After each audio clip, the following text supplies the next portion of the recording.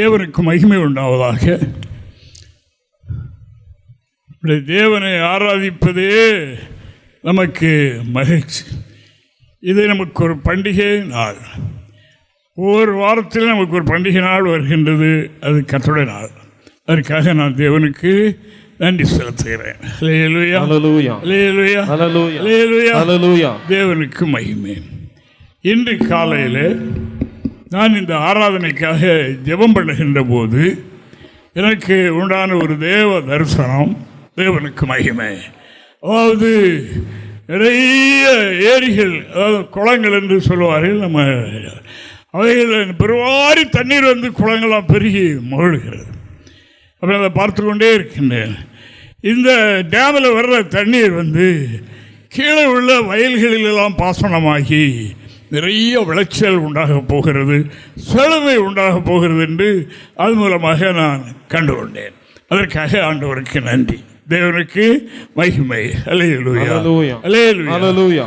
பின்மாறி காலத்திற்காக கர்த்தரிடத்தில் வேண்டிக் கொள்ளுங்கள் என்று வேதம் சொல்லுகின்றது. ஒரு பின்மாறி காலம் வரப்போகிறது. முன்மாறி காலம் பெந்தகோஸ்து நாளில் வந்தது. தேவனுக்கு மகிமை. அந்த நாளில் ஆவியானவர் பொழிந்தருளினார், தன்னுடைய மகத்துவமான கிரியை நடப்பித்தார். அது தொடர்ச்சியாக இப்ப நாமும் அந்த பின்மாறி ஊற்றப்பட்ட அந்த பரிசுத்த ஆவியின் அபிஷேகத்தை இன்று வரைக்கும் பெற்று கர்த்தருக்குள் மகிழ்கின்றோம். அதாவது மேல நாடுகளில், அதாவது கோதுமை விதைக்கும் போது, கோதுமை விதைக்கு ஒரு முளைத்து ஒரு ஸ்டேஜ் வந்தவுடனே ஒரு மழை, அந்த மழையில் அது ஒரு குறிக்கப்பட்ட ஸ்டேஜ் வரைக்கும் வந்துவிடும். அதாவது ஏதாவது சொல்லலாம், பொதி வர்ற வரைக்கும். அதுக்கு பிறகு ஒரு மழை பெய்யும். அந்த மழையில் அது பூரணமாக விளைச்சல் ஆகிடும். அதே மாதிரி முன்மாதிரி ஊற்றப்பட்டது. எங்கோ உலகம் முழுவதும் பரிசுத்த ஆவியானவர் கிரியைகள் இருக்கிறது. அது பூரணப்பட போகின்றது. பூரணப்பட போகின்றது. அதற்கு ஒரு மாறி ஊற்றப்பட போகிறது. செழுமையின் காலம், ஆவிக்குரிய செழுமையின் காலம் வரப்போகிறது என்பதை நான் இன்று காலையில் கண்டேன். அதற்காக ஆண்டவருக்கு ஸ்தோத்திரம். அப்படி நான் தேவனுடைய பிள்ளைகளை நாம் அதை எதிர்நோக்கி வாஞ்சியோடு காத்திருப்போம். கர்த்தரவைகளை செய்வாராக. இன்று நமக்கு தருகின்ற சுருக்கமான ஒரு தேவ செய்தியை நாம் தியானிக்க கர்த்தர் உதவி செய்வாராக. தேவனுக்கு ஸ்தோத்திரம். அல்லேலூயா. தேவனுக்கு மகிமை உண்டாவதாக. ஒவ்வொன்றையும் சோதித்து பார்த்து அந்த சோதனையில், அந்த பொருளில், அந்த இதில் என்னென்ன கலப்படம், என்னென்ன நீக்க வேண்டிய காரியங்கள் இருக்கிறது, இன்னும் நம்மிலே அகற்றப்பட வேண்டிய காரியங்கள் என்ன என்பதை உணரத்தக்கதாக ஒரு சில வசனங்கள் மட்டும் நான் மத்தியில் சொல்ல விரும்புகின்றேன். தேவனுக்கு மகிமை உண்டாவதாக. அல்லேலூயா. சோதரனாகிய யாக்கோபு தன்னுடைய நிருபத்தில் எழுதும் போது அவர் இவ்வனமாக எழுதுகின்றார். வாசிப்போம். யாக்கோபு எழுதின பொதுவான நிருபம் 1ஆம் அதிகாரம் 12வது வாக்கியத்தை நாம் வாசிக்கலாம். சோதனையை சகிக்கிற மனுஷன் பாக்கியவான்.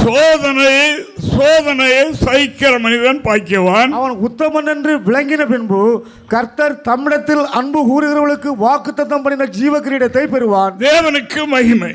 சோதனையை சகிக்கிற மனிதன் பாக்கியவான். ஆண்டவராகிய இயேசு கிறிஸ்துவுக்கும் சோதனை இருந்தது. அவர் இந்த உலகத்தில் நம்மை ரட்சிக்கும்படியாக மனித உருவத்தில் வந்தபடியினால மனிதர்களுக்கு ஏற்படுகிற அனைத்து சோதனைகளும் அவருடைய வாழ்க்கையில் ஏற்பட்டது. அவர் அத்தனையும் ஜெயித்தார் என்று நாம் காணுகின்றோம். தேவனுக்கு மகிமை. இப்பொழுது அந்த தூயாவியை பெற்றிருக்கிற நம்முடைய வாழ்க்கையிலேயும் சோதனை அவசியம் என்பது. ஏனென்றால் இன்னும் கர்த்தருக்கு பிரியமில்லாத காரியங்கள் என்ன நம்மில் இருக்கிறது நமக்கு தெரியாது. சோதித்து பார்க்கும் போதுதான், சோதனை வரும்போதுதான் நம்மில் இன்னும் என்னென்ன குறைபாடுகள் இருக்கிறது என்கிறத நாம் அறிய முடியும். தேவனுக்கு ஸ்தோத்திரம் உண்டாவதாக. அப்படினால அதாவது சோதனை என்ன செய்யணும், வேண்டாம் என்று சொல்லக்கூடாது.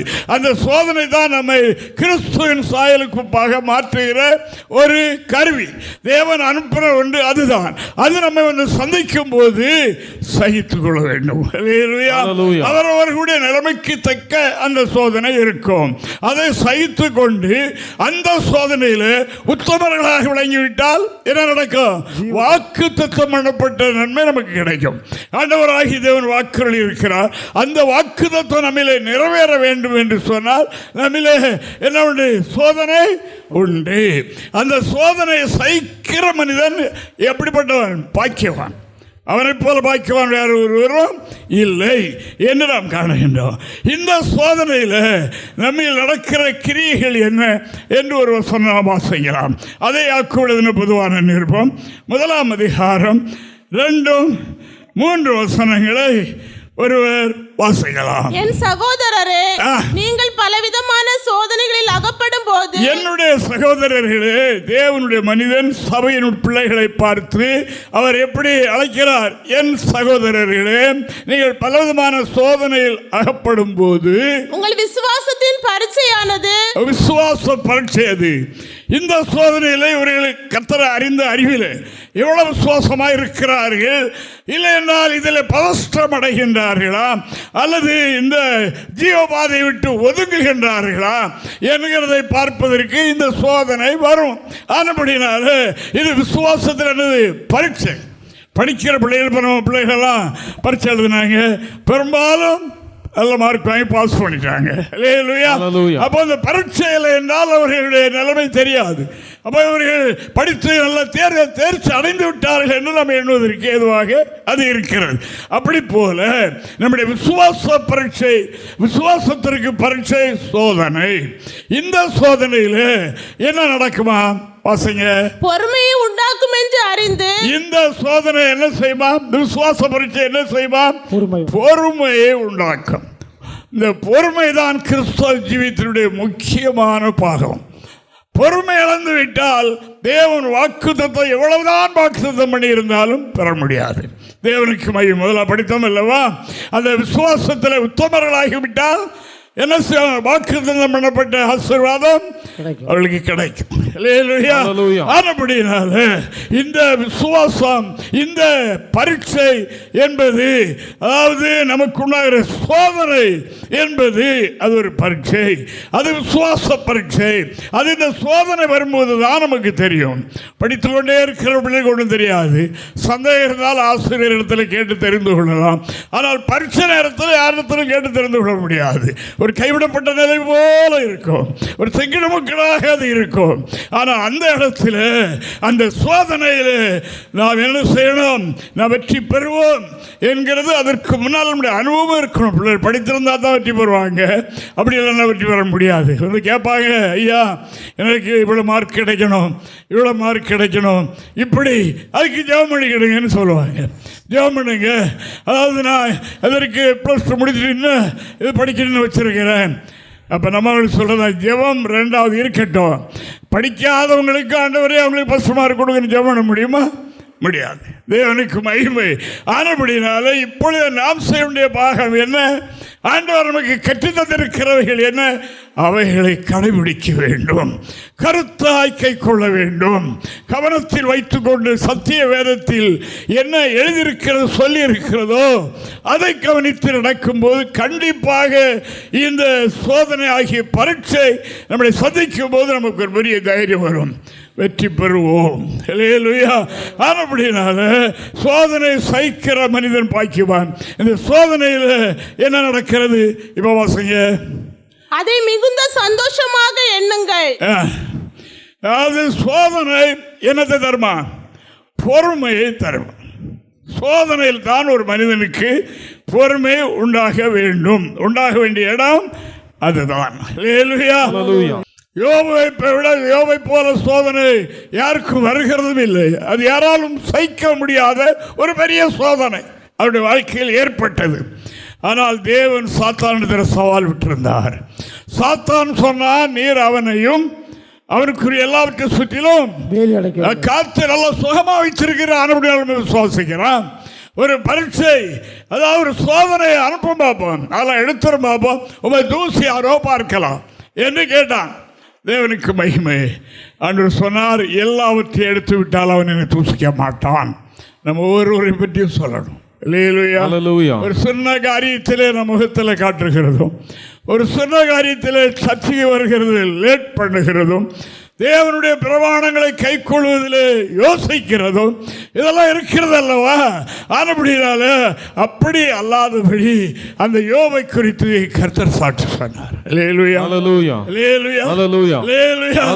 கர்த்தர் அந்த யோபனுடைய புத்தகத்தின் முதல் அதிகாரத்தில் முகவரையிலே சொல்லிட்டார். தேசத்தில் யோபு என்னப்பட்ட ஒரு மனிதன் இருந்தான். அவன் உத்தமனும் சன்மார்க்கனும் தேவனுக்கு பயந்து பொல்லாப்பை விட்டு விலகிறவனுமாகிய அவனை போல பூமியில் ஒருவனும் இல்லை என்று சாட்சி கொடுத்தார். ஆனபடினால் தான் யாக்கோபு சொல்லுகிறார், அதாவது ஒரு மனிதனுக்கு அதாவது வருகிற இந்த வாழ்க்கையில் ஏற்படுகிற அதாவது சோதனை என்னத்தை கொடுக்கணும்? பொறுமையை கொடுக்கணும். ஆனபடினால ஒரு ஆளை சோதித்து பாருங்கள் என்று அதை யாக்கோபு 5ஆம் அதிகாரம் 11வது வாக்கியத்தில் அவர் இப்படி சொல்லுகிறார். பாருங்க, பொறுமையா இருக்கிறவர்களை பாக்கியவான்கள் என்கிறோமே. பொறுமையா இருக்கிறவர்களை பாக்கியவான்கள் என்று சொல்லுகிறோமே. யோபின் பொறுமை குறித்து கேள்விப்பட்டிருக்கிறீர்கள். யோபின் பொறுமை குறித்து கேள்விப்பட்டிருக்கிறீர்களே. கர்த்தர் செயலின் முடிவையும் கண்டிருக்கிறீர்கள். கர்த்தர் மிகுந்த உருக்கமும் இரக்கமும் உள்ளவராய் இருக்கிறாரே. தேவனுக்கு மகிமை. யோபின் பொறுமையை குறித்து கேள்விப்பட்டிருக்கிறீர்களா? அதை கவனிச்சிருக்கிறீர்களா? முடிவையும் நீங்கள் அறிந்திருக்கிறீங்க. அந்த பொறுமையின் முடிவு என்ன செய்து 2 மடங்காக அவனை ஆசீர்வதித்தது. அவன் உத்தமன் என்று விளங்கின பின்பு கர்த்தர் தமிழத்தில் வாக்குத்தத்தம் ஒவ்வொருவருக்கும் வாக்குத்தத்தம் உண்டு. ஒவ்வொருவரை குறித்து கடவுளுக்கு ஒரு நோக்கம், சுத்தம், திட்டம் உண்டு. அது நிறைவேறுவதற்கு என்ன செய்யணும்? அதற்கு இடையில பரீட்சை வரும். பரீட்சையில் பாஸ் பண்ண பிறகு மேலே போகிறது. அதே மாதிரி இந்த விசுவாச ஜீவியத்திலேயும் நமக்கு என்ன உண்டு? சோதனை உண்டு. சோதிக்கிறது. நம்ம பாருங்க, சாப்பிட்ற பொருள்கள் பயிர் வகைகளோ மற்றபடி ரைஸோ ஏதோ வாங்கிட்டு வந்துட்டு அப்படியே கொண்டு விலையில் போட்டுற மாட்டோம். அதை பார்த்து கிண்டி அதில் கல் ஆகாதவர்கள் இருக்கிறதா என்று அகற்றிவிட்டு சோதித்து பார்த்து நல்லவைகளை மட்டும்தான் சாதகமாக சாப்பிடுறதுக்கு உபயோகப்படுத்துகின்றோம். ஆண்டவராகிய தேவனுடைய பார்வையிலையும் அப்படித்தான். ஆண்டவர்களை சோதித்து சோதித்து சோதித்து நம்மில் இருக்கிற இந்த பொறுமை இழந்த குணம் இது குடும்ப வாழ்க்கையிலும் உண்டு, சபையினுடைய இடத்திலும் உண்டு, வேலை பார்க்கிற இடத்துல உண்டு. அநேகர் அதனால் வேலை இழந்தது உண்டு. அநேக குடும்பங்களில் பிரிவினைகள், போட்டிகள் என்னெல்லாமோ நடக்கிறது நாம் பார்க்கின்றோம். பொறுமை உள்ளவர்கள் தான் பாக்கியவான்கள். அவர்கள் திறமை உள்ளவர்கள் பாக்கியசாலிகள் என்று சொல்லலாம். ஆனால் அருமையான கர்த்தருடைய பிள்ளைகளை, இந்த நாட்களில் கர்த்தருடைய வார்த்தை நமக்கு என்ன சொல்கிறது என்றால், சோதனையை சகிக்கணும். நியாயம் இல்லாத சோதனை நமக்கு வரும், காரணம் இல்லாத சோதனை நமக்கு வரும். காரணம் இருக்காது, ஆனால் வரும். அதை சகிக்கணும். சகித்தால் அவர்கள் பாக்கியவான்களாக இருப்பார்கள். அவர்கள் இதில் பழகிவிட்டால் பொறுமை என்கிற அந்த கிருபை அவர்களுக்கு கிடைத்துவிடும். பொறுமை என்கிற கிருபை கிடைத்துவிடும். கிராமங்களில் நைட்டில் பாலை காய்த்து வைத்து விட்டு இந்த உரை, புளித்த உரையும் சேர்த்து வச்சுருவாங்க. காலையில் அதில் தண்ணி கலந்து மத்து வச்சு கடைவாங்க. கடை என்ன வரும்? மேலே வெண்ணெய் வரும். அந்த வெண்ணெய் தான் நெய்யாக மாறுகிறது என்று நாம் பார்க்கணும். அதற்கு அது அவ்வளோ சோதனைக்குள்ளே கிடக்கணும், வெளியே தரப்படாது. உள்ளே கடையும் போது, மத்து கொண்டு கடையும் போது, அதாவது அது உள்ளே இருக்கும்போது அதிலிருந்து பிரித்து இந்த வெண்ணெய் மேலே வரும். காய்க்கும் போது அது நெய்யாக மாறுகிறது. அப்படி இருக்கும்போது ஒரு அம்மாவுக்கு அந்த அனுபவம் இல்லாததுனால அவங்க கடைந்து பார்த்தாங்க, ஒன்றே காணலை. கொஞ்சம் நேரம், அதுக்கு ரொம்ப நேரம் கிடையணும்.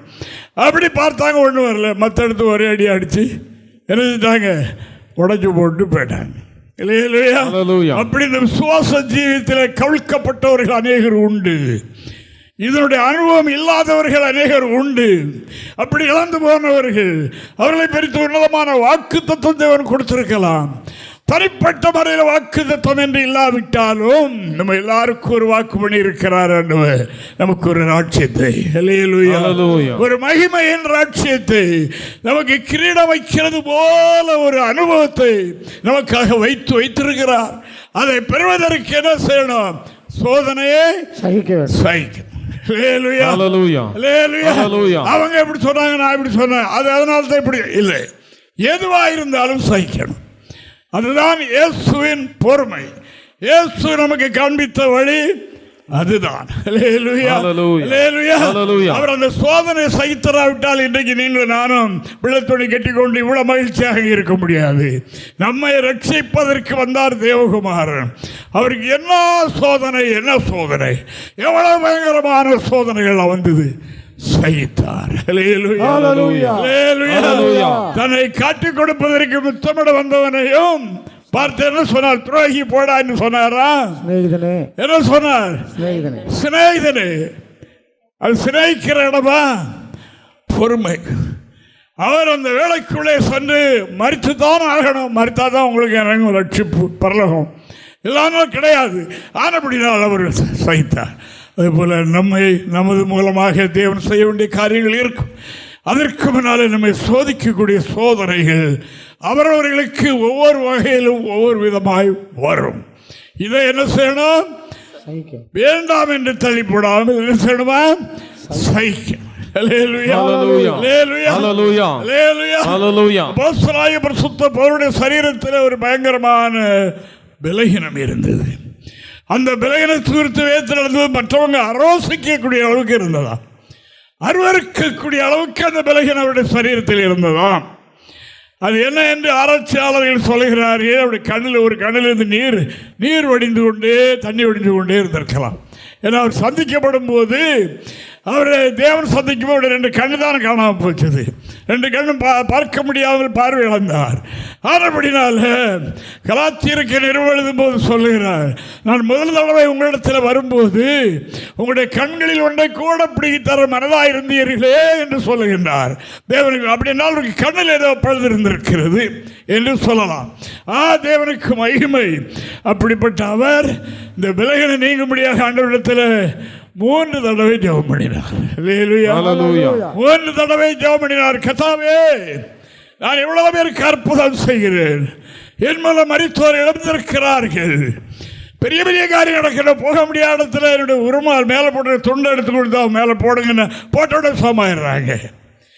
அவர் இந்த தருவழியை வருகிறார் என்றால் அங்கே அவருடைய நிழல் படுவதற்காக, அதாவது நோயாளிகளை வரிசையாக கிடத்தியிருப்பார்களா. தேவனுக்கு மகிமை. ஹல்லேலூயா. அறுபடினால் இன்று நமக்கு தருகிற ஆலோசனை தேவனுக்கு ஸ்தோத்திரம்.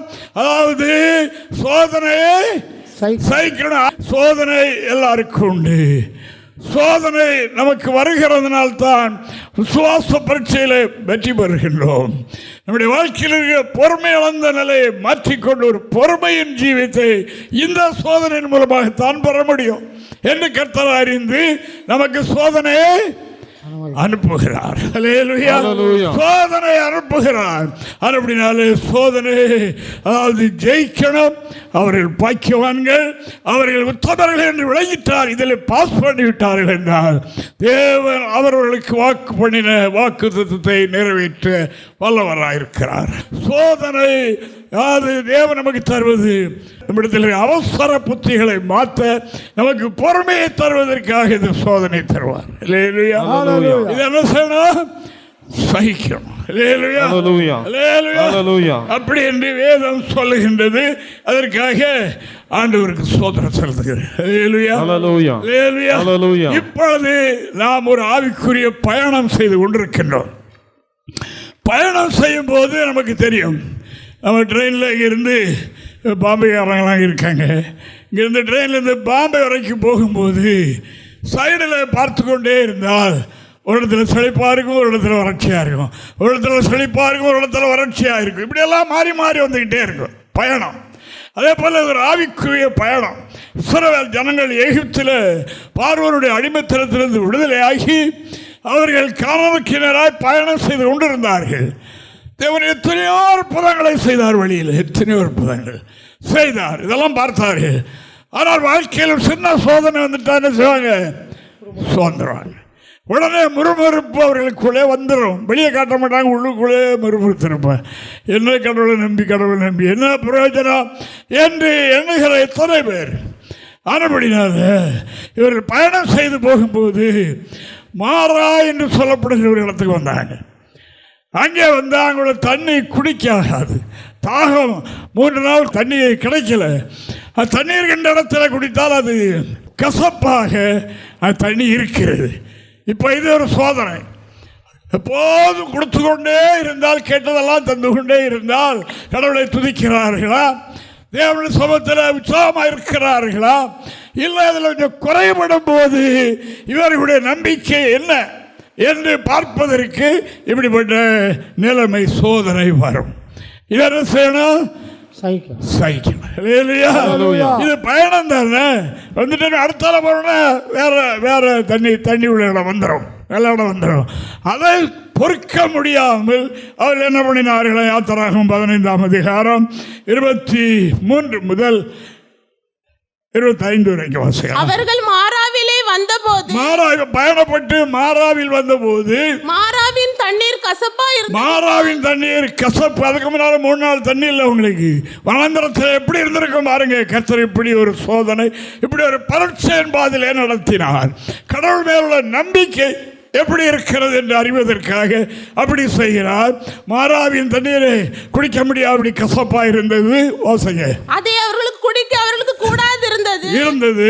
அதனால் அவ்விடத்துக்கு மாரா என்று பெயரிடப்பட்டது. அப்பொழுது ஜனங்கள் மோசேக்கு விரோதமாய் முறுமுறுத்து என்ன சொன்னாங்க? சோதனை, தண்ணி குடிக்க முடியல. மோசே தான் தண்ணி, அவருக்கு தான் தண்ணி இல்லை. அவர் எங்கேயாவது தனியாக பாட்டில் வச்சுட்டு நம்ம கோயிலில் வந்துருந்தாலும் தண்ணி குடிச்சிக்கிட்டு இருக்கிறனால அதே மாதிரி அவர் தண்ணியில் பாட்டில் கையில் வச்சுக்கிட்டு அவர் போகலை. அவர்கிட்ட ஒன்றும் அப்படி ஒன்றும் கிடையாது. அவரும் இவங்கள மாதிரி தான் இருக்கிறார். ஆனால் அவரிடத்தில் போய் முறைமுறைக்கிறாங்க, அவரிடத்தில் போய் தங்களுடைய இதை காட்டுறாங்க. இப்படி தண்ணி இல்லை எங்களை எகிப்திலிருந்து அழைத்து கொண்டு வந்து இப்படி பண்ணிட்டேரு என்று சொல்லுகிறார்கள். தேவனுக்கு மகிமை. அருமையானவர்களே, நம்முடைய வாழ்க்கையில் கசப்பான அனுபவங்கள் வரும். இது தேவன் நமக்கு கொடுக்கிற ஒரு சோதனை, ஒரு பரீட்சை. இதில் என்ன செய்கிறோம்? இப்போ அவங்க முறுமுறுத்தாங்க. மோசே என்ன செய்தார்? அடுத்த வசனம் கூட வாசிங்க. எண்ணத்தை குடிப்போம் என்றார்கள். மோசே கர்த்தரை நோக்கி கூப்பிட்டார். மோசே என்ன செய்தார்? யார்கிட்ட முறுமுறுத்தார்? அவர் கர்த்தரிடத்தில் ஜெபம் பண்ணினார். இதைத்தான் நம்ம கேட்டுக்கிட்டோம். ஊழியக்காரர் என்ன பண்ணுவார்? ஊழியக்காரர் உங்களோட சேர்ந்தா பயணப்படுறாரு இல்லையா? அப்போ இங்கே குறை நல்லா செழிப்பான உடனே ஆடி பாடி எங்க ஐயா அவரை புகழுகிறாங்க. கொஞ்சம் தனித்தாக உடனே அவரை தூசிக்கிறாங்க. இப்படி இருந்தது. அப்போ மோசே இடத்துல சொன்ன உடனே மோசே கர்த்தரிடத்தில் போய் விண்ணப்பித்தார். அப்பொழுது கர்த்தர் மோசேக்கு ஒரு மரத்தை காண்பித்தார். அதை அவன் தண்ணீரில் போட்ட உடனே அது மதுரமான தண்ணீர் ஆயிற்று. அவர் அங்கே அவர்களுக்கு ஒரு நியமத்தையும் ஒரு நியாயத்தையும் ஒரு நியாயம் இவைகளெல்லாம் இங்கே கட்டளையிட்டார். அதாவது இந்த இடத்துல என்ன செய்யணும்? அதுக்கு ஒரே வழி, ஜெபம் பண்ணணும். எந்த சோதனை வாழ்க்கையில் ஏற்பட்டாலும் சரி, அதுக்கு நிவாரணம் என்ன? ஜெபம். அங்கே அவர்களுக்கு ஒரு நியமத்தையும் ஒரு நியாயத்தையும் கட்டளையிட்டு இப்படி செய்யுங்கள், இந்த கசப்பு மாறிடும் என்று சொன்னார். அப்படி அவர்கள் செய்தார்கள். செய்த போது தண்ணீர் எப்படி ஆயிற்று? மதுரமாக தித்திப்பாக மாறிட்டு. இன்னும் கொஞ்சம் கூட வாசிங்க. அங்கே அவர்களை சோதித்து, நீ உன் தேவனாகிய கர்த்தரின் சத்தத்தை கவனமாய் கேட்டு அவர் பார்வைக்கு செம்மையானவைகளை செய்து அவர் கட்டளைகளுக்கு செவி கொடுத்து அவருடைய நியமங்கள் யாவையும் கை கொண்டால் நான் எகிப்தியருக்கு வரப்பண்ணின வியாதிகளில் ஒன்றையும் உனக்கு வரப்பண்ணினேன். தேவனுக்கு மகிமை உண்டாவதாக.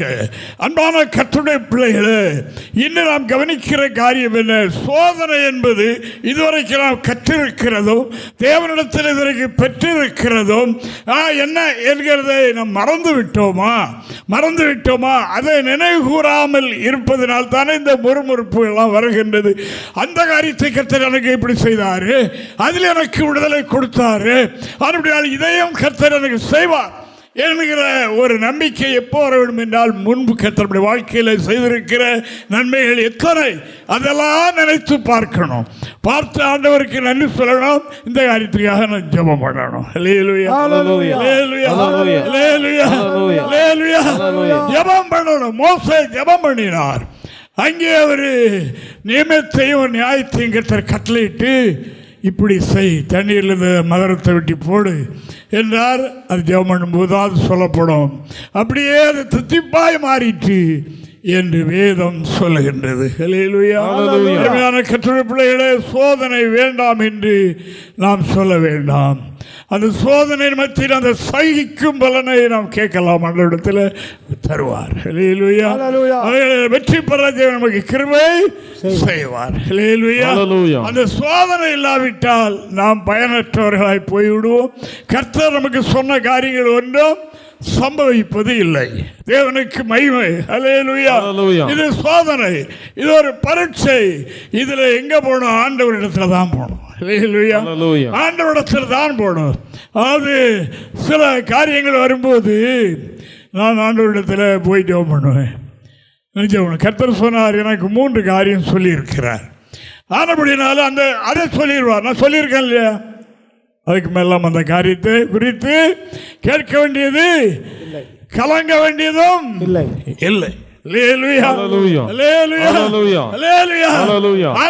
அன்பான தேவனுடைய பிள்ளைகளே, கவனிங்கள். ஆனபடியால் சோதனை அவசியம், அவசியம். சோதனை வரும். அதை நாம் ஏதாவது தாங்கத்தக்க சக்தியை இறைவனிடத்தில் கேட்டு பெற்றுக்கொள்ளணும். அந்த சோதனை சகிக்கிற மனிதன் பாக்கியவான்.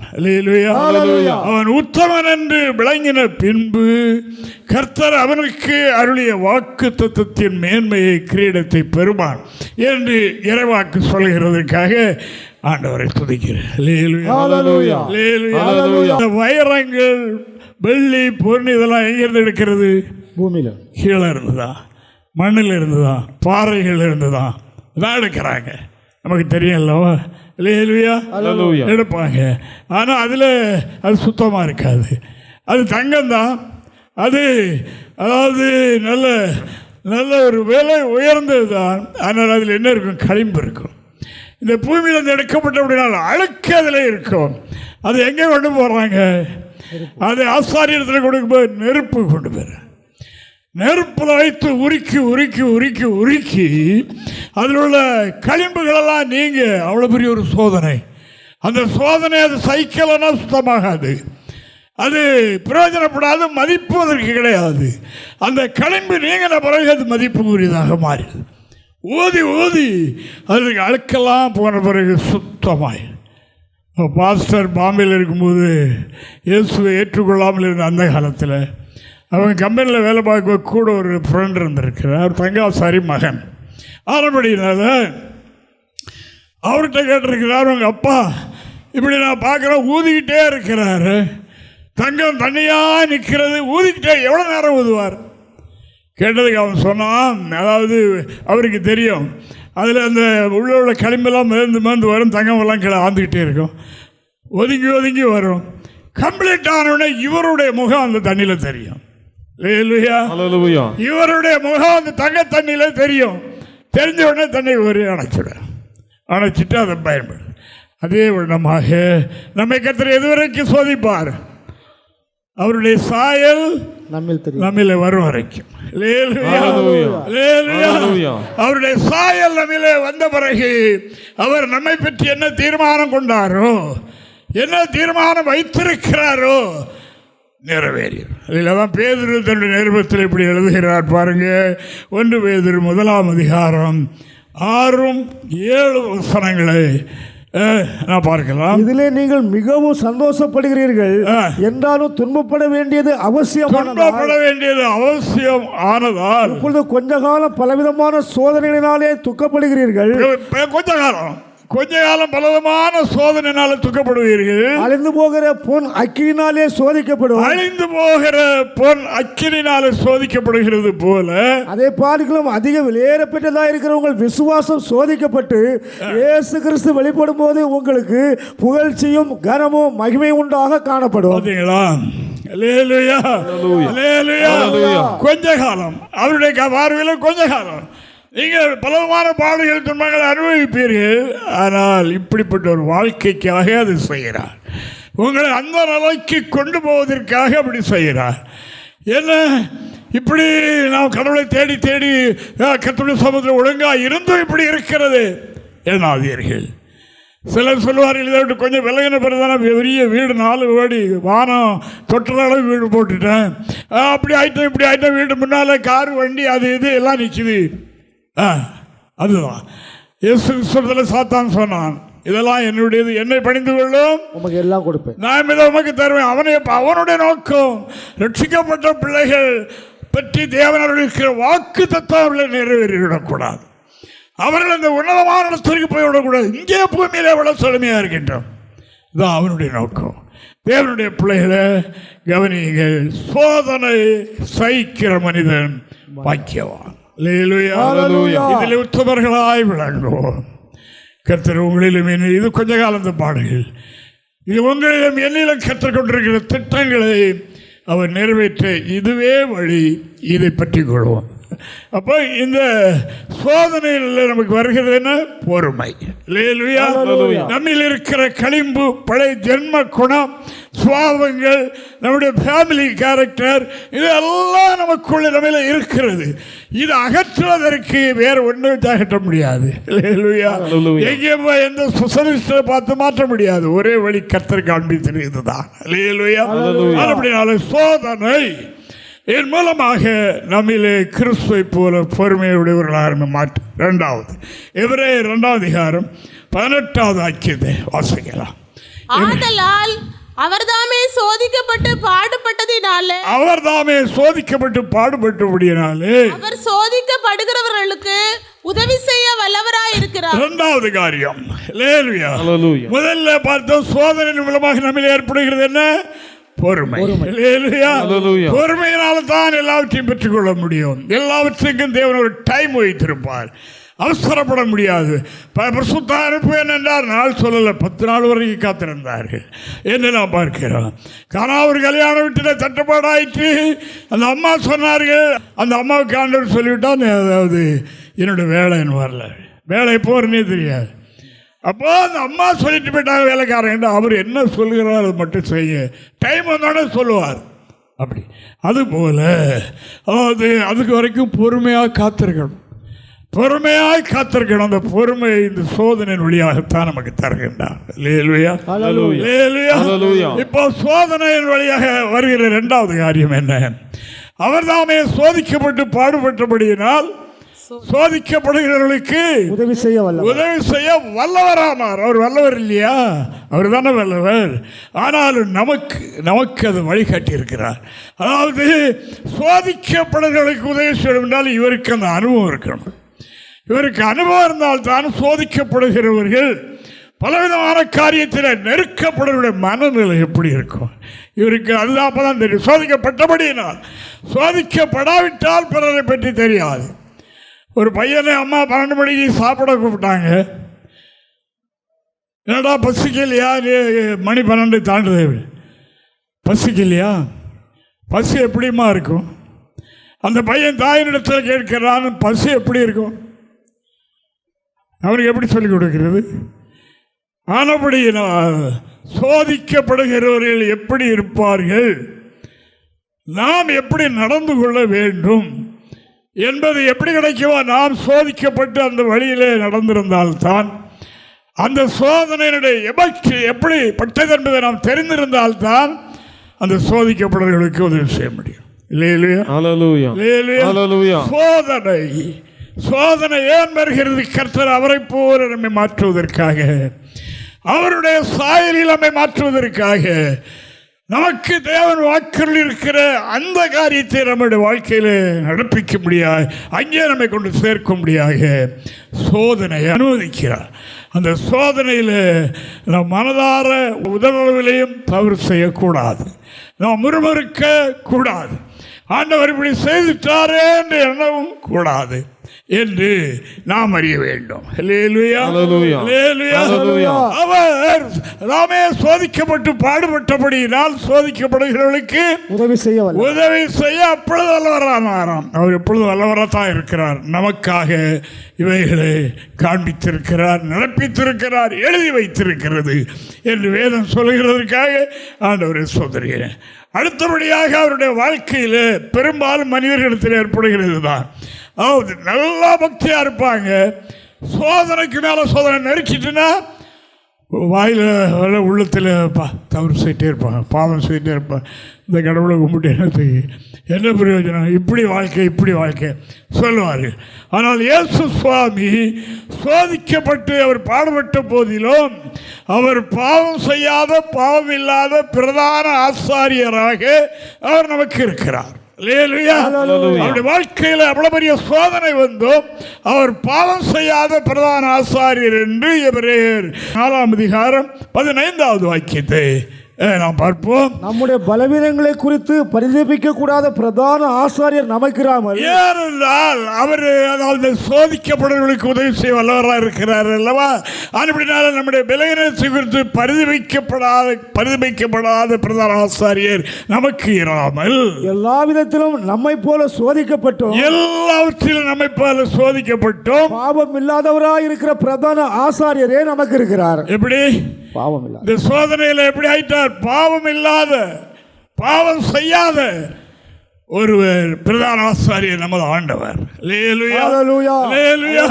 இது எதற்காக இந்த வார்த்தைகளாக எழுதப்பட்டிருக்கிறது என்றால் நமக்காக. அவர் அப்படி நடந்தார், அவர் அப்படி நடந்துதான் ஆகணும் என்பதல்ல, நமக்கு வழிகாட்டு. ஒரு மனிதனுடைய வாழ்க்கையில் நீடிய பொறுமை வர வேண்டும் என்றால், ஒரு மனிதன் எவ்வளவுதான் கிறிஸ்துவுக்காக பாடுகளை சகித்தாலும் அவன் பாவம் செய்யாத மனிதனாக இருக்கணும். அதான் அதில் தேர்ச்சி பெறுறது, பரீட்சையில் வெற்றி பெறுகிறது. அதுதான் தேவனுக்கு மகிமை. உள்ளத்தில் முணுமுணுப்பாக, உள்ளத்தில் புழுங்கி கொண்டு, உள்ளத்தில் முறுமுறுத்து கொண்டு இருக்கிற அந்த காரியம் அல்ல, சோதனையை சகித்து தாவீது ராஜா தன்னுடைய மகனாய் அப்சலோமுக்கு பயந்து போய் கொண்டிருந்த நேரத்தில் சீமேயி பின்னாலே தொடர்ந்து கல்லை வாரி மண்ணை வாரி எறிந்து கொண்டே போனான். பேலியாளின் மகனே தொலைந்து போ என்று சொல்லிக்கொண்டே போனான். அவர் சுற்றிலும் வீரர்கள்லாம் போய் கொண்டிருக்கிறாங்க, கேட்கிறாங்க, தூசிக்கட்டும், கர்த்தர் நான் தூசிக்கப்படனே அவர் வைத்திருப்பார். என்னில் இருக்கிற நான் கடந்த காலத்தில் செய்த தவறுகளுக்காக, அல்லது என்னில் இருக்கிற அப்படிப்பட்ட தவறுகள் நீங்குவதற்காக அவனை தூசிக்க வைத்திருப்பார், தடுக்காதீர்கள் என்று சொன்னார். இது தெரிந்தவர்கள் அதை அறிந்திருக்கிறார்கள். அப்படினால் அன்பான தேவனுடைய பிள்ளைகளை, இந்த நாட்களில் கர்த்தருடைய வார்த்தை என்ன சொல்லுகின்றது? சோதிக்கப்பட்டும் பாவம் செய்யாத பிரதான ஆசாரியர் நமக்கு இருக்கிறார். நம்முடைய பிரதான ஆசாரியர் நம்முடைய ஆண்டவர். அவருக்கு ஏற்பட்ட சோதனை எவ்வளவு பயங்கரமானது! அவருடைய மனதார தவறு செய்யவில்லை, பாவம் செய்யவில்லை.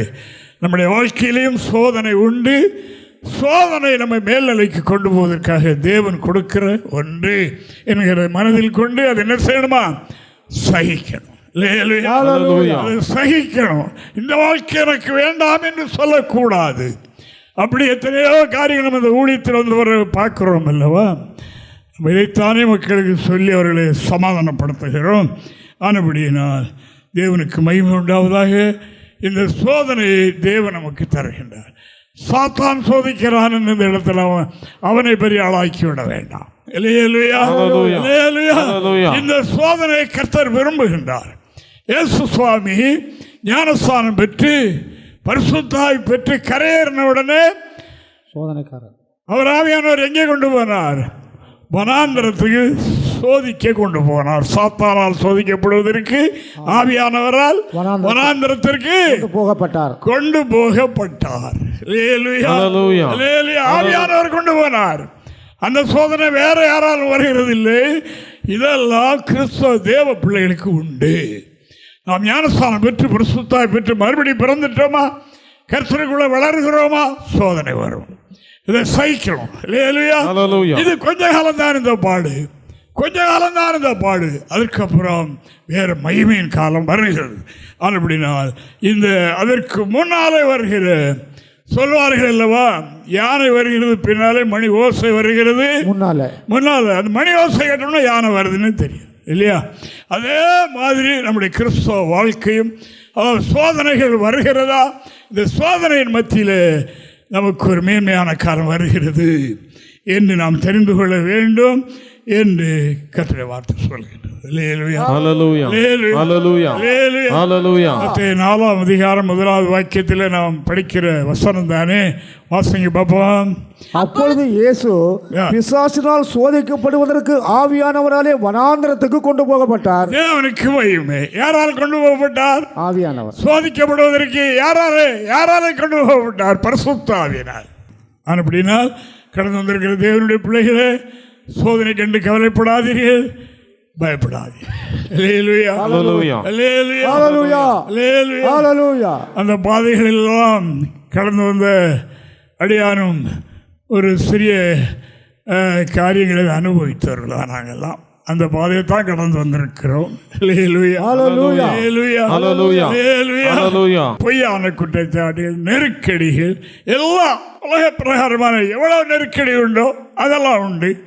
அவைகளை நாம் சகித்தோம். நம்முடைய ஒரே பார்வை அந்த கடைசி அற்றம் தானே, தேவனுக்கு மகிமை. ஆனபடியினால் சோதனை உண்டு, சோதனையை சகிக்கணும். சகித்தால் வாக்குத்தத்தம் நம்மளே நிறைவேறுகிறோம் என்று இறைவாக்கு சொல்லுகிறதற்காக ஆண்டவரை துதிக்கிறேன். இன்னொரு சம்பவம் சொல்லுகின்றேன். 3வதாக சங்கீத புஸ்தகம் 11ஆம் அதிகாரம் 5வது வாக்கியத்தை வாசிக்கலாம். கர்த்தர் நீதிமானை சோதித்தருகிறார், துன்மார்க்கனையும் கொடுமையில் பிரியமுள்ளவனையும் அவருடைய உள்ளம் வெறுக்கிறது. யாரை சோதிக்கிறார்? நீதிமான ஆக ஆக அவனை சோதித்து அறிகிறார். சோதித்து அறிகிறார். அவருக்கு ஒரு மனுஷனை பற்றி தெரியாதா? ஆபிரகாம் ஒரு நீதிமான். அந்த ஆபிரகாமை கர்த்தர் சோதித்தார். 100வது வயதில் தான் அந்த காரியம் நிறைவேறினது. நிறைவேறின பிறகு இன்னொரு சோதனை வந்துச்சு. அந்த பையனுக்கு அவருக்கு 13-14 வயசு, ஒரு பெரிய வாலிபனாக இருக்கிற காலத்தில் ஆண்டவர் சொன்னார், இவனை கொண்டு போய் மோரியா மலையில் எனக்காக பலி செலுத்துவாயா என்று கேட்டார். எவ்வளோ பெரிய சோதனை பாருங்க. அந்த சோதனை அவர் சகித்துக் கொண்டார். வெளியே எங்கேயும் சொல்லவில்லை. எப்போ நேரம் விடிந்து இருந்தார், வேலைக்காரர்களை கூப்பிட்டார், புறப்பட்டு சென்றார். ஒரு நாள் என்றால் சொப்பனம் கூர்மையா வேலை செய்யும். 2வது நாள் கொஞ்சம் மங்கும். 3வது நாள் 3 நாள் பயணம் செய்துதான் அந்த இடத்தை அவர் கண்டுபிடித்தார். அப்பமா அவருடைய நம்பிக்கை என்ன? சோதனை ஜெயிப்பேன், என்னுடைய மகனை சாம்பலாக்கி விட்டாலும் பலி செலுத்தி விட்டாலும் அதிலிருந்து அவனை எழுப்பி தருவார் என்ற நம்பிக்கை உடையவராக அவர் இருந்தார். அவர் விசுவாசிகளுக்கு தலைவனாக, விசுவாசத்தில் அவரை பெரியவராக ஆக்க வேண்டும் என்பதற்காக ஆண்டவர் இந்த சோதனை வழியாக அவரை நடத்தினார். அங்கே போய் ஆகிவிட்டது. இன்னொரு ஜெபம் பண்ணி பார்ப்போமா என்றும் பார்க்கவில்லை. அங்கே போனார், மடமட என்று பலிபீடத்தை கட்டினார், பையனையும் கட்டினார். பையனுக்கு போதனை கொடுத்திருப்பார். பையனை உள்ள கீழ்ப்பிடுதலாக வளர்ந்திருக்கிறான். உள்ள மகனே, இப்படித்தான் அவனை பெற்றுக்கொண்டோம், இப்பொழுது இப்படி ஒரு சோதனை உன்னை பெற்றுக்கொள்வேன் நம்பிக்கை இருக்குது, இப்போ உன்னைத்தான் பலி செலுத்த போகிறேன். அவன் வழியிலே கேட்டான், அப்பா பலி செலுத்துவதற்கு கத்தி இருக்கிறது, நெருப்பு இருக்கு, தீ இருக்கு, எல்லாம் இருக்கு, பலிமருக எங்கே? அப்ப அவரை எவ்வளவு தூண்ட மாறுங்க. அது யெகோவா ஈரே, தேவ பர்வதத்தில் பார்த்து கொள்ளப்படும் மகனே,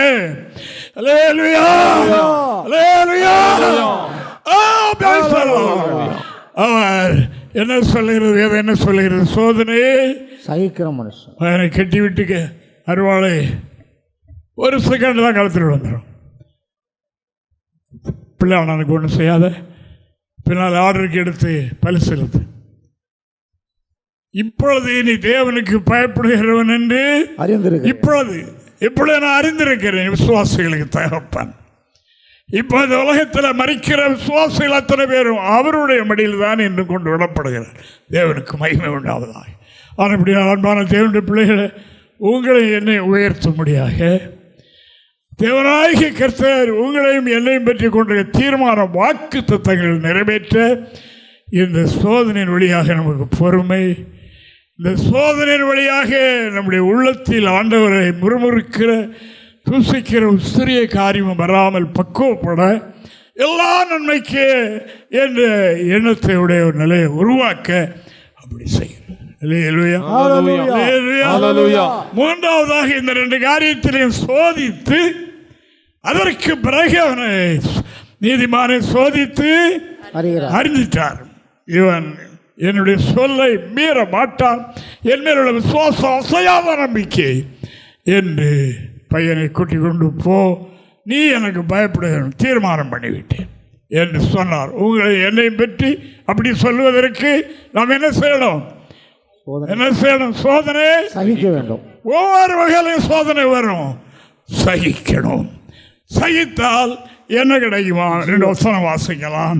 அந்த யோபு சொல்லுகிறார் பாருங்க.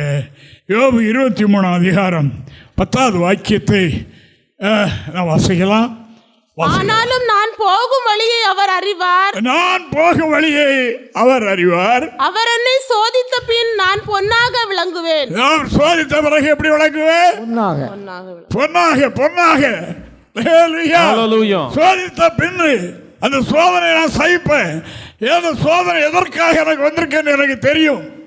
நான் போகும் வழியை அவர் அறிந்திருக்கிறார். ஆனபடியினால் நான் சோதிக்கப்பட்ட பிறகு பொன்னாய் விளங்குவேன். அநேகரை விரும்பக்கூடிய அளவுக்கு மதிப்புக்குரிய ஒரு ஆத்மாவாக மாறி விடுவேன் என்று அவர் சொல்லுகிறார். தேவனுடைய பிள்ளைகளை நம்மை சோதித்து அறிகின்றார். சோதனை தந்து நம்மை சோதிக்கிறார், பரிசோதித்து இந்த சோதனையில் நாம் மனதார இல்லை, அவசரப்படவில்லை, பொறுமையை கற்றுக்கொண்டோம். இந்த சோதனையில் நாம் முறுமுறுக்கிறவர்களாய் மனதார பாவம் செய்கிறவர்களாய் இல்லாதபடி அப்போ பக்தனாகிய யோபை போல கர்த்தர் கொடுத்தார், கர்த்தர் எடுத்தார். கர்த்தருடைய நாமத்துக்கு சோத்திரம் என்று சொன்னார்.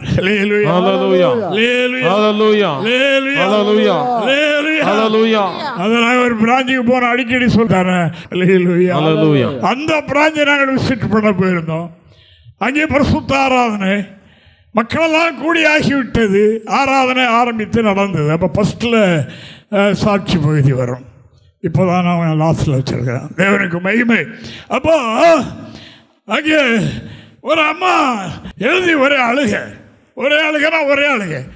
அவங்க அழுத உடனே பெண்கள் இருக்காங்களே எல்லாரும் உள்ளவங்க இழகிட்டு, எல்லாரும் மூக்கை சேர்ந்த கண்ணை தொடங்க எல்லாரும் அழ ஆரம்பிச்சாச்சு. இப்போ ஆராதனை நடத்த முடியாது, எல்லாரும் அழுகிறாங்க. இது மனமகிழ்ச்சி நாள், எல்லாரும் அழுகிறாங்க. என்னமோ நடந்து போச்சு அப்படின்னு சொல்லி இந்த பெண்கள் நினைச்சாங்க இதோட நடந்துட்டு இருந்த அம்மா எங்கே அழுகிறாங்க. தேவனுக்கு மகிமை. நல்லா கேட்டுக்கிடுங்க எல்லாரும். ஆமாம், தேவனுக்கு மகிமை. இப்போ பாச சத்தம் போட்டு எதுவாக இருக்கட்டும், நீ அழகின்னு பாட்டுங்க, என்ன நீ சம்பவத்தை சொல்லுங்க. அப்போ சொல்லுவாங்க, பாதி சொல்லுவாங்கன்னு சொல்லிக்கிட மாட்டாங்க. நான் பிள்ளை மாதிரி ஒரு நாயை வளர்த்தேன், ஒரு நாய்க்குட்டியை. அது நான் பிறப்படுறது கொஞ்ச நேரத்தில் முன்னால் இறந்து போச்சு. இதுதானா? சரி, தேவனுக்கு இப்போ அழுதவர்களெல்லாம் வைக்கப்பட்டு போயிட்டாங்க.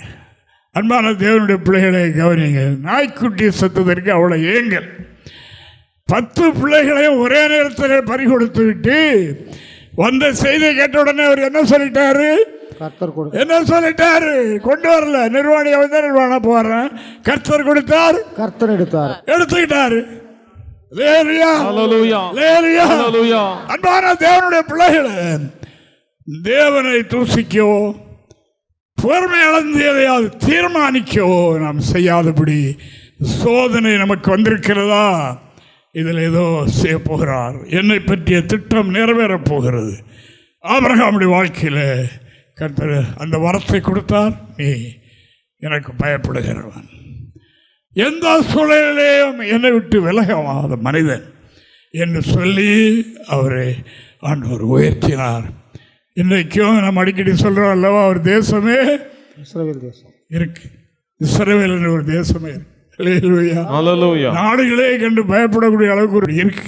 அல்லேலூயா. Hallelujah. அல்லேலூயா. Hallelujah. அருமையான தேவனுடைய பிள்ளைகளை, சோதனை சகிக்கிறவர்களுடைய பின்னணியும் ரொம்ப மேன்மை. அதான் பாக்கியவான்கள் என்ற ஒரே ஒரு வார்த்தையில் அது முடித்திருக்கிறது. அந்த பிரகாரம் செய்யுங்கள், கர்த்தர் உங்களை ஆசீர்வதிப்பார். அல்லேலூயா. Hallelujah. அல்லேலூயா. Hallelujah. சோதனை வேண்டாம் என்று சொல்ல வேண்டாம். நியாயமில்லாத சோதனை வரும், நியாயமில்லாத சம்பந்தப்படாத சோதனை வரும். அதில் என்ன சொல்லணும்? சைத்து எல்லாவற்றையும் காலம் வந்து நிரூபிச்சிடும். காலம் வருது பார்த்தீங்களா, இந்த காலம் உண்மையை தான் நிரூபிக்கும், பொய்யை நிரூபிக்காது. நீங்கள் இதை மனதிலே கொண்டு என்ன செய்யணும்? சோதனையை சகிக்கணும் என்று இறைவாக்கு சொல்லுகிறதற்காக ஆண்டவரே துதிக்கிற ஒரே ஒரு வசனம் வாசித்து நாம் வார்த்தை முடிக்க போகிறோம். வெளிப்படுத்தின விசேஷம் 2ஆம் அதிகாரம் 10வது வாக்கியத்தை வாசிக்கலாம். நீ படப்போகிற பாடுகளை குறித்து எவ்வளவும் பயப்படாது. சொல்லப்பட்ட ஒரு வார்த்தை, நீ பட போகிற பாடுகளை குறித்து எல்லாரும் பயப்படாதே. ஐயோ, நீங்கள் சோதிக்கப்படும் பொருட்டாக பிசாசானவன் உங்களில் சிலரை காவலில் போடுவான். 10 நாள் உபத்திரப்படுவீர்கள். எவ்வளவுதான்? அவருடைய பார்வையில் 10 நாள் தான். அவருடைய நாளில் நமக்கு 10 வருஷம், அவருக்கு 10 நாள் தான். அப்படி 10 நாள் உபத்திரப்படுவீர்கள். ஆகிலும் நீ மரண பரியந்தம் உண்மையாயிரு. மரண பரியந்தம் நீ உத்தமனாய் உண்மையாயிரு. அப்பொழுது ஜீவ கிரீடத்தை உனக்கு தருவேன். போதும். தேவனுக்கு மகிமை எது வரைக்கும்? மரணம். Hallelujah. Hallelujah. Hallelujah. இது இந்த 7 சபையிலே ஒரு சபை, ஆசியாவில் உள்ள பட்டணங்களில் உள்ள சபை எழுதியிருக்கு. தேவனுக்கு மகிமை. அதனால அது உனக்கு இப்படிப்பட்ட கிரீடம் வைத்திருக்கிறேன்.